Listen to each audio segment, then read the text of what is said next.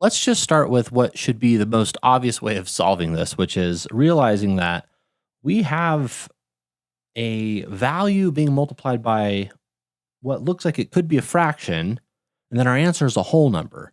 So logically, we should be thinking the easiest way to get a whole number is to add two whole numbers together. So let's think about the only two ways that we could get a whole number from the fraction here. The first would be if x equals 2, right? Because if x equals 2, then 2 over 2 is 1, which is a whole number.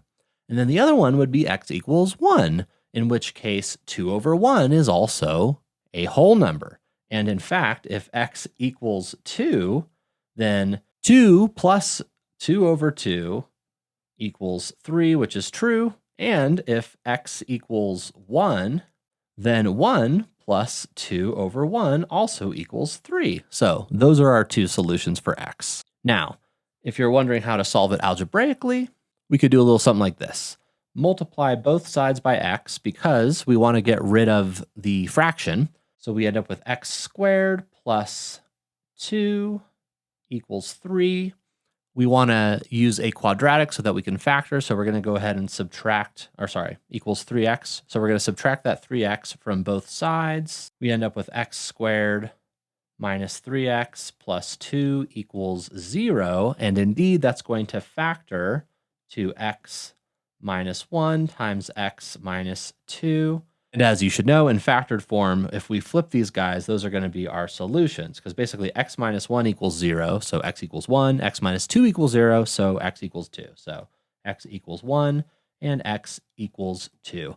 And then finally, if you run into something like this on the SAT, we could certainly use Desmos, and that would look a little something like this. Basically, we just want to put in the equation that was given, and the vertical lines are going to be our solutions here. Now, the vertical lines are pretty easy to spot that it's 1 and 2 for this, but in case you actually wanted to have Desmos identify the points for you, we could simply rewrite it so that we have this equal to y or equal to nothing, and then we can see the solutions right here pointed out for us. Alternatively, we could say y equals the left side of the equation, and then y also equals the right side of the equation, and then our solutions are going to be basically the solution to the systems of equations that's created.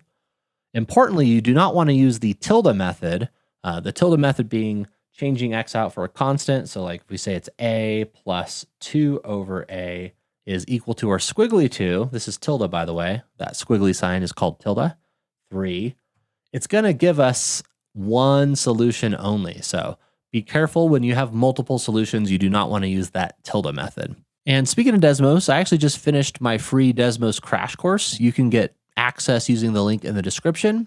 I designed it to teach you the most essential Desmos skills as fast as possible, while still giving you a little bit of practice so that you don't forget what you just learned. So if you're not already comfortable using Desmos on the SAT, definitely check that out.